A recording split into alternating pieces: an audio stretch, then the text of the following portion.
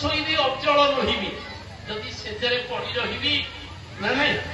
ସେଇ ବୋହୁ ଚାଲି ଚାଲି କରିବ ବୁଢୀ ଯୋଉ ଘାଣ୍ଟୁଛି ନା ନାଇଁ କହିବେ ନା କହିବେନି ସେଇ ପୁଅ କହିବ ପୁଅ କଣ କରିବା ଯୋଉ ପ୍ରକାର ହଇରାଣ କଲେଣି ବାପା ସବୁଦିନ 10-10ଟା ଲୁଗା ଧୋଇ ଧୋଇ ନା ନାଇଁ ଅଣାୟିତ ହଉଛି। ଏବେ ମୋର ଜଣେ ବନ୍ଧୁ କହିଲେ ଗୋପାଳ ବାବୁ ଆଉ ମାଟା ଯୋଉ ହଇରାଣ କଲାଣି ଏ 10-10ଟା ଲୁଗା ମୁଁ କହିଲି ତୁ ଯେତେବେଳେ 20ଟା ଲେଖେ ଓଦା କରୁଥିଲୁ ପିଲାଦିନେ ଶୀତ ହଉଥିବ କୋଳରେ ଶୋଇଥିବୁ ଧରିଗଲେ ଏକ କରିଦବୁ ନାଇଁ ମା କଣ ଫୋପାଡି ଦେଇଛି ତୋର ଟିକେ କଫ ହବ ମାର ଚିନ୍ତା ବଢିଯିବ ନାଇଁ ଗୋଟିଏ ପିଲାକୁ ବଡ କରିବା କେତେ ଯେ କଷ୍ଟ ମା ଜାଣେ କିନ୍ତୁ ଆଜିକାଲି ଆମେ ବଡ ହେଇଗଲା ପରେ ଆଗ ସେ ଯୋଡାକୁ ଅଲଗା କର ତାପରେ ଯାହା ପ୍ରଭୁ କରନ୍ତୁ ଇଆଡେ ନ ହଉ କିନ୍ତୁ ସଂସାର ଭିତରେ ଯିଏ ବାପ ମାଙ୍କୁ ଅଲଗା କରିଦେଲା ଗୋଟିଏ ମାଷ୍ଟର କହିଲା ପଣ୍ଡିତ ମୁଁ ଆଉ ଘରେ ରହୁନି ମୁଁ କହିଲି କାହିଁକି ତମର ତ ପାଖ ଗାଁ ନା ମୁଁ ଭଡାରେ ରହିଲି ମୁଁ କହିଲି ଅଭଡା କାହିଁ ଛାଡ଼ିଲ କଣ ପାଇଁ ଭଡାରେ ରହିଛ ନା ମା ଚଳେଇ ଦେଲାନି ମୁଁ କହିଲି ମା ଚଳେଇ ଦେଲାନି ନାଇଁ ସ୍ତ୍ରୀଟା 1 ନମ୍ବର ହେଇଥିବ ମା ଚଳେଇ ଦେଲାନି ଆଉ ଯୋଉ ମା ତତେ ତେଲ ଘଷିକିରି ଠିଆ କରେଇଲା ଯୋଉ ବାପା ତତେ ଚିରା ଗାମୁଛା ପିନ୍ଧିକିରି BA ପାଠ ପଢେଇବାରୁ ଲକ୍ଷେ ଟଙ୍କା ମାସକୁ ମାସ ଗୋଟଉଛୁ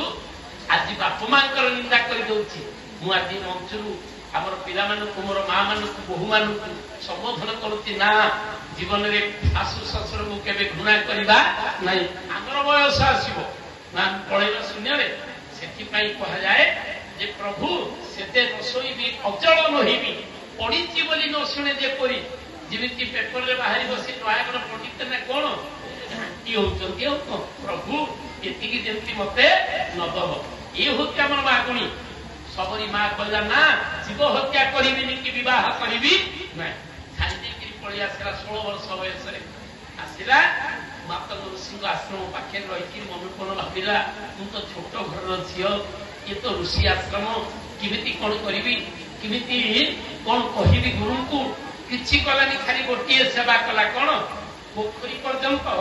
ଯୋଉ ଯାଆନ୍ତି ଋଷି ଗାଧେଇବା ପାଇଁ ରାତି 4ଟାରୁ ଖାଲି ସଫା କରିଦିଏ। ଗୁରୁ ଦେଖିଲେ ଗତ କିଏ ଏମିତି ସଫା କରୁଛି କି ଏମିତି ଏତେ ପରିଷ୍କାର କରୁଛି 15 ଦିନ ସେବା କରିବା ପରେ ଭକ୍ତ ଋଷି ଯୋଡ଼ିଏ ଶିଷ୍ୟ ଯୋଗେଇଲେ କହିଲେ ଯା ଦେଖିବ କିଏ ସିଏ ସେବା କରୁଛି ଚଟାପଟ ସବରିକି ଧରିକିରି ଆଣିଲେ ଏମିତି ଆଣିଲେ ସବରି କାନ୍ଦି ପକେଇଲା କହିଲା ପ୍ରଭୁ ଗୁରୁଜୀ ମୁଁ ହଉଛି ଶବର ଘରର ଝିଅ ଏମିତି ବାପା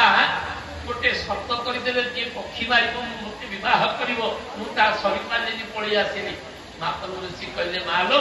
ତୁ ମୋର ଶିଷ୍ୟା ହେଲୁ କିନ୍ତୁ ମୋର ଶେଷ ସମୟ ମୁଁ ପଳେଇବି ଏତିକି ଅଭୟ ଦେଇକିରି ଯାଉଛି ଦିନେ ନା ଦିନେ ତୁ ରାମଙ୍କୁ ଦର୍ଶନ କରିବୁ ସେଇଥିପାଇଁ କହନ୍ତି ମନ୍ତ୍ର ମୂଳମ୍ ଗୁରୁର ବାକ୍ୟମ୍ ଗୁରୁ କହିଲେ ତାହା ଜାଣି ନହିଲେ ଭ୍ରମୁଥାନ୍ତି ପ୍ରାଣୀ ଗୁରୁ କହିଲେ ତାହା ଜାଣି ଗୁରୁ କହିଦେଲେ ଆଜିକାଲି ଆମେ ଯୋଉ ଗୁରୁ ହେଇଛୁ ଶିଷ୍ୟଙ୍କୁ କହୁନୁ କି ସିଏ ଶିଷ୍ୟ ବୋଲି ଆମେ ଭାବିନୁ କି ସିଏ ଆମକୁ ଗୁରୁ ବୋଲି ଭାବୁନାହାନ୍ତି ନାଇଁ ଯାହା ଟିକେ ଆଗରୁ ମାନୁଥିଲେ ଯୋଉଦିନଠୁ ମାଡ଼ ବନ୍ଦ ହେଲାଣି ହରି ବୋଲ ଦଣ୍ଡ ଯୋଉଠୁ ଗଲାଣି ଉଦଣ୍ଡ ହେଲାଣି ତ ପିଲେ ନା ନାଇଁ ଦଣ୍ଡ ଗଲା ଉଦଣ୍ଡ ହେଲା ଦଣ୍ଡ ଥିଲେ ଟିକେ ଭୟ ଥାନ୍ତା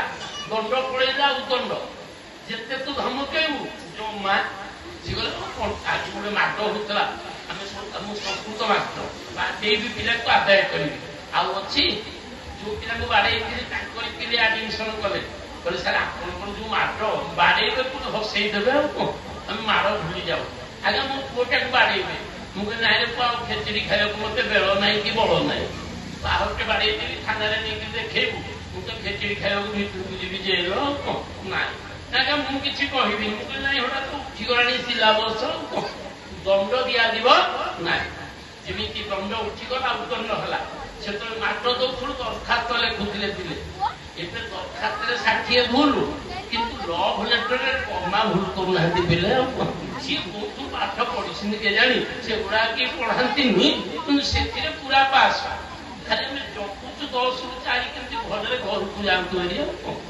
ଶାସ୍ତ୍ର ବିଚାର ଦେଲେ ସଂସାର ଭିତରେ ଦଣ୍ଡ ଉଠିଗଲେ ଉଦଣ୍ଡ ହେଇଯାଏ। ସବରୀ ମା ପାଖରେ ପ୍ରଭୁ ଯାଇକି ପହଞ୍ଚିଲେ ଗୁରୁଜୀ କହିଥିଲେ ମନ୍ତ୍ର ମୂଳମ୍ ଗୁରୁର ବାକ୍ୟମ୍ ଆଜି ମୁଁ କହୁଛି ସବରୀ ଦିନେ ନା ତୁ ରାମ ଦର୍ଶନ କରିବୁ ଶବରୀ ମା କହିଲା ଗୁରୁଜୀ ରାମ କିଏ? ମୁଁ ରାମକୁ ଜାଣିବି କେମିତି? ଇଏ ତ କେତେ କିଏ ଆସୁଛନ୍ତି। କହିଲେ ଶୁଣିମୁ ଚଣ୍ଡକର ବଂଶ ବିମଣ୍ଡନେ ଅଗ୍ରଣୀ